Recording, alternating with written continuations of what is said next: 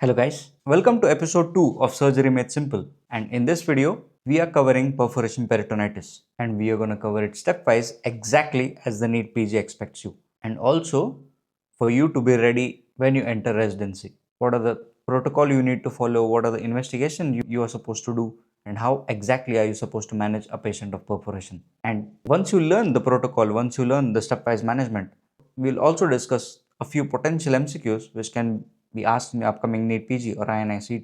Now, first things first, I want you to understand the basic anatomy of the abdominal wall first before you understand perforation peritonitis. So, there's a mnemonic for the layers of anterior abdominal wall, that is S, S, S, exit. So, what is the first S? That is your skin. Then comes the subcutaneous fat. Then comes your superficial fascia. Then you have the external oblique. Then the internal oblique, the transversus abdominis, and the transversalis fascia. And after that, you have a layer of parietal peritoneum. Now, inside this, you're going to have your bowel, right? And when there is a breach in the bowel serosa, you call it perforation. So next what happens, the contents from inside is going to come out. The fecal content, the acidic content, whatever is inside the intestine or whatever is inside the bowel, it's going to come out.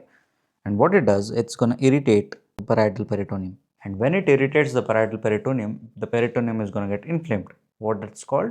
It's now called peritonitis. So remember, perforation and peritonitis are two different things. They're not one and the same. Whenever perforation happens, the next step which is going to happen is peritonitis. Because the moment perforation happens, the contents inside are going to come out, they are going to irritate the peritoneum, and then the peritonitis happens. So remember these two terminologies, because I've seen you guys making blunders during Viva. If a professor asks you a question on peritonitis, you end up answering about perforation. Like for example, a professor had asked you about what are the causes of spontaneous bacterial peritonitis, SBP, and you end up answering perforation. Because remember, peritonitis has multiple causes and perforation is one of the cause for it. And you can see peritonitis even in ascites as well. You must have heard a terminology called SBP, right? Spontaneous bacterial peritonitis, where there is no perforation. Bacterial peritonitis occurs in a case of ascites, and there can be secondary bacterial peritonitis as well, which even perforation can cause or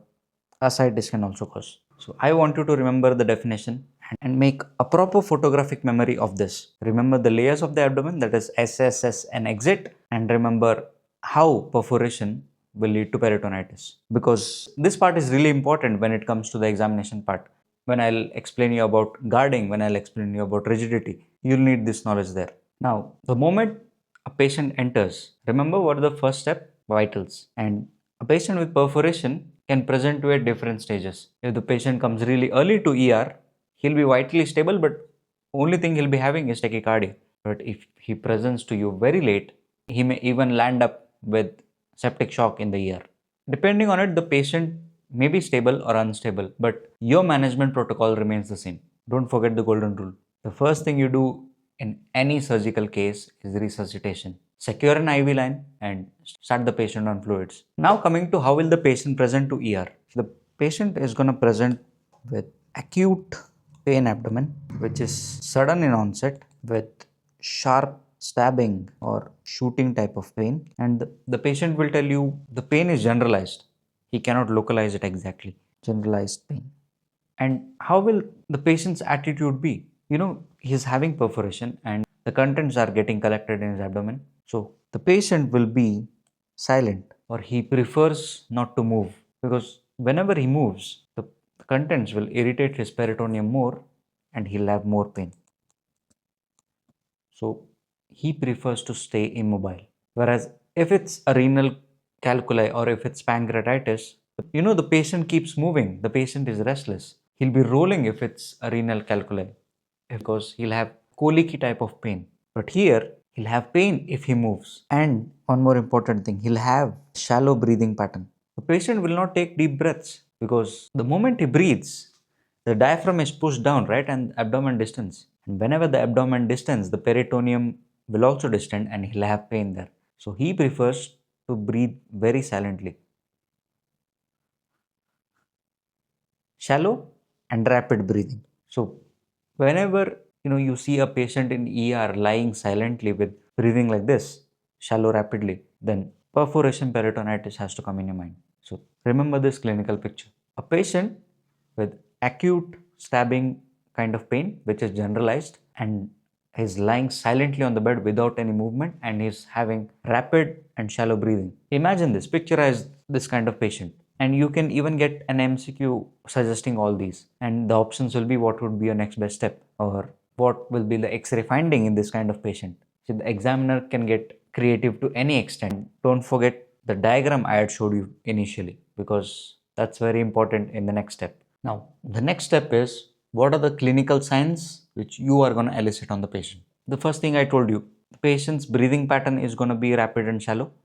The patient is going to lie still on the bed, and when you palpate the abdomen, you can have two things. That is, the patient can have guarding and the patient can have rigidity. Now, understand the difference between the two, because you can see guarding in initial stages, like if the patient had perforation and he's immediately landed in the ER in just 10-15 minutes. Then, the patient had the episode of perforation and the contents are just coming out of the perforation. So, the peritoneal irritation hasn't happened yet. The peritonitis hasn't happened yet. So, he has developed the sharp shooting pain, and when you try to palpate the abdomen, the patient is aware, right, that he's going to feel the pain. So, he will voluntarily clench his abdominal muscles. That is, he will tighten his three muscles, that is external oblique, internal oblique, and transverse abdominis. He will tighten this so that you don't touch the inner layers, you don't palpate the inner layers of the abdomen where he'll feel the pain.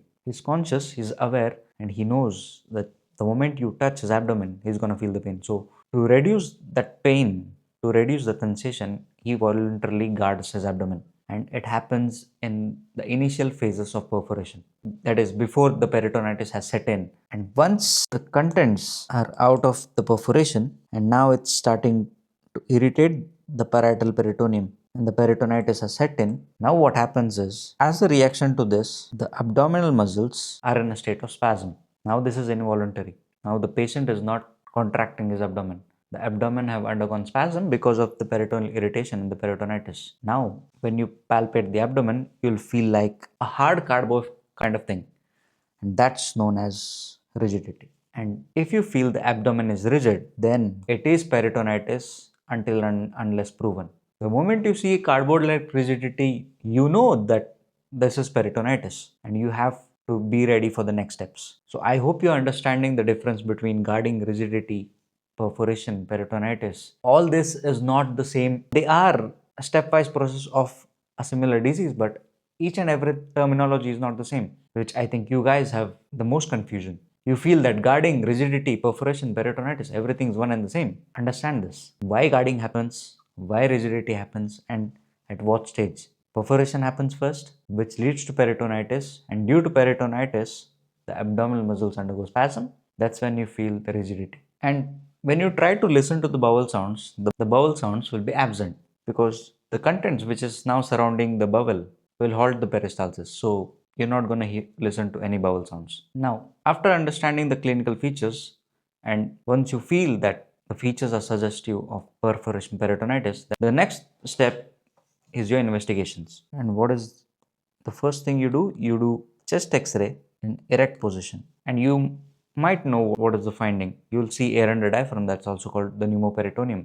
But there's one really important thing I want you to understand, because in 20% of the cases, air under diaphragm will be absent. And I'm telling you this with my own personal experience. We had a patient who had presented to ER, and he came with complaints of acute epigastric pain. And initially, we had suspected that the patient is having pancreatitis. And when I palpated the abdomen, the patient had diffuse guarding. So, to rule out perforation, I sent him for an X-ray.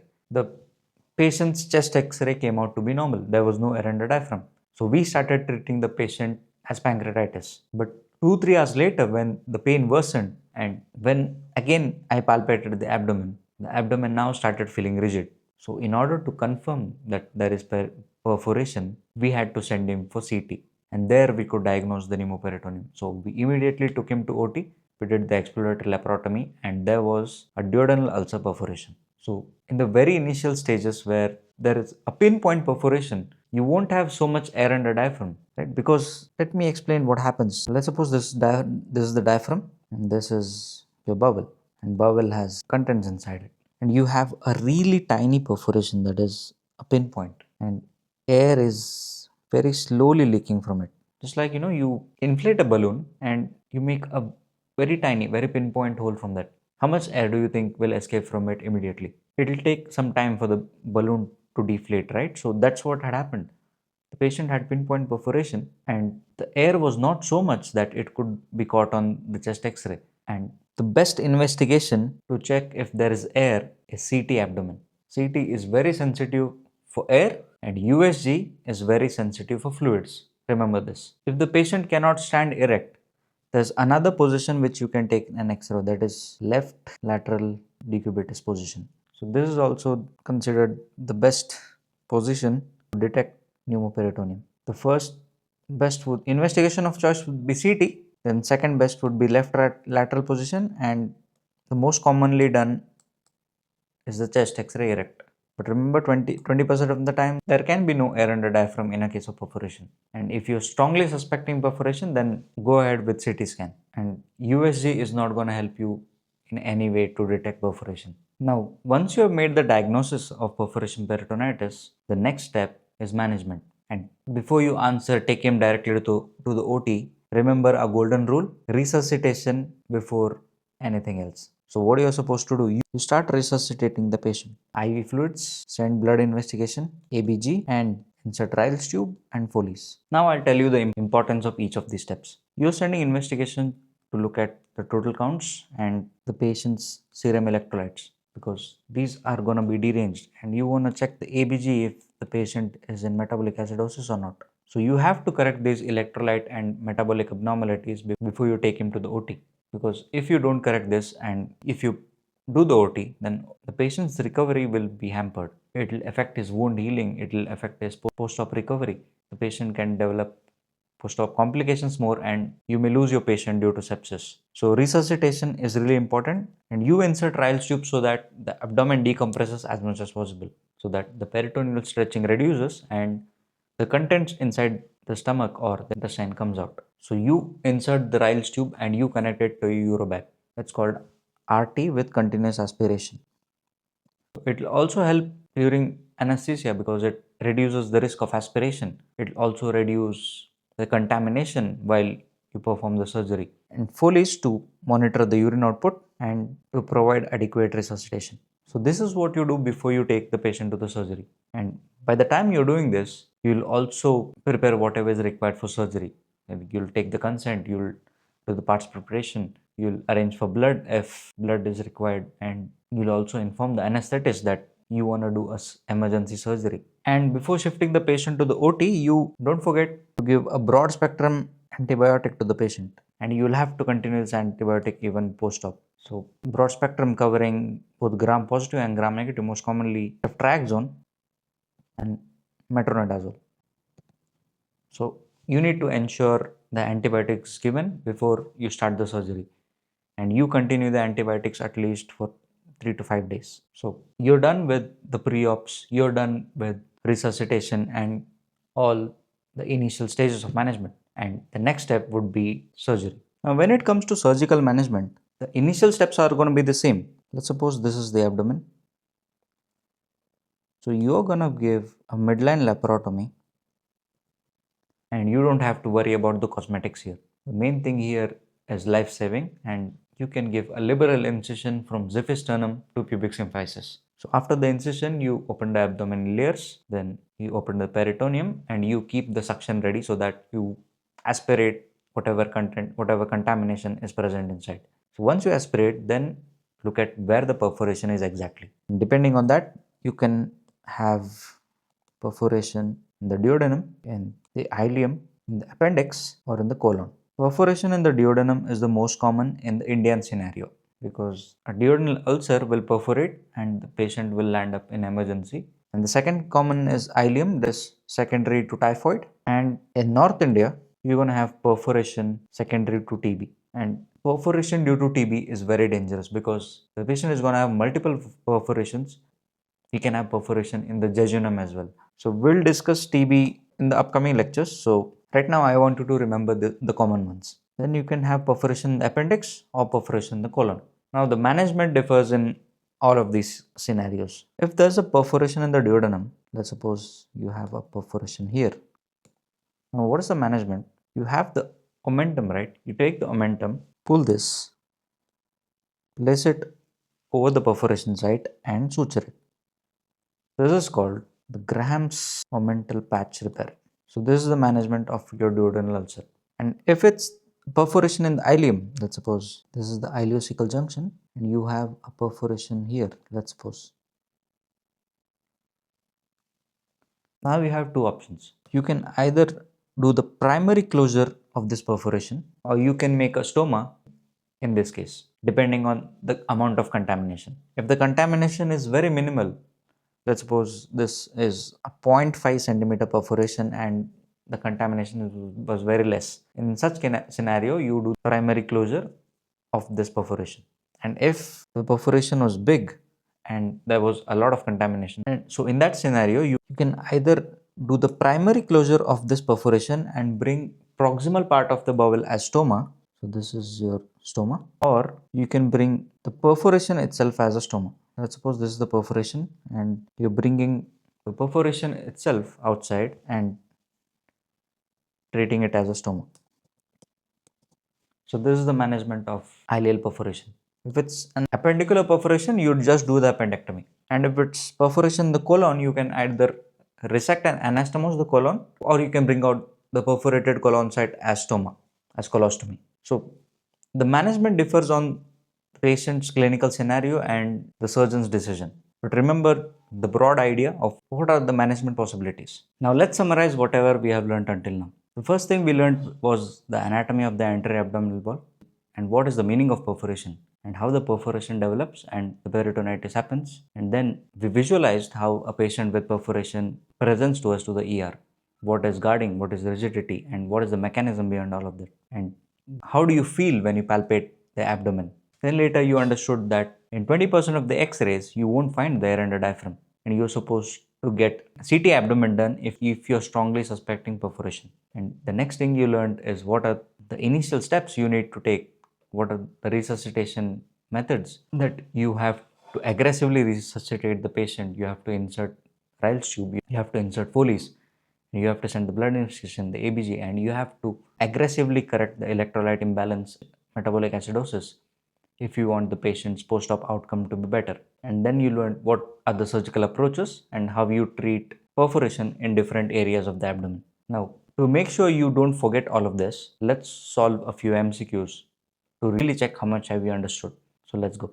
Take a look at the first MCQ. A patient with sudden abdominal pain lies motionless and avoids movement, most likely diagnosis. So you remember how the patient will be in a case of renal colic or acute gastroenteritis, right? He's going to be restless. He'll be constantly moving because of the pain. Even in intestinal obstruction, because when the bowel is obstructed, he is going to have colicky type of pain. So the correct answer here was perforation peritonitis. And I hope you remember the mechanism, because whenever the patient moves, the content inside the abdomen is going to irritate his peritoneum more. And if he moves, he's going to experience pain. So the patient prefers to lie motionless, to lie still. So here the answer is C, that is perforation peritonitis. Now, the most common cause of perforation peritonitis in India. I hope you made a note of this point while I was explaining you the sites, right? The most common site is duodenum, and the answer is C. Here is C, that is duodenal ulcer perforation. A patient presented to ER with acute pain abdomen. On investigation, the chest X-ray is normal. What is the next best step if your clinical suspicion of perforation is high? Will you do an ultrasound? Will you just observe? Will you start antacids? Or will you do a CT scan? Remember, there is no air under diaphragm in 20% of the patients. So, if your suspicion is high, your next best step would be to do a CT abdomen. So, here the answer is D. Now, the first step in management of perforation peritonitis is it exploratory laparotomy.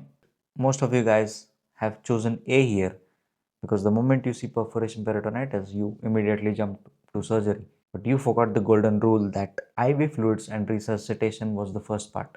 So here the right answer was C, not A. And the most commonly performed surgery for duodenal ulcer perforation is, and I have explained you with the diagram here, that was Graham's or mental patch repair. So the correct answer is C. Now this is a tricky question. Which statement is true regarding perforation peritonitis? Normal X-ray rules it out? Is the pain colicky? Is the bowel sounds increased, or the patient prefers not to move?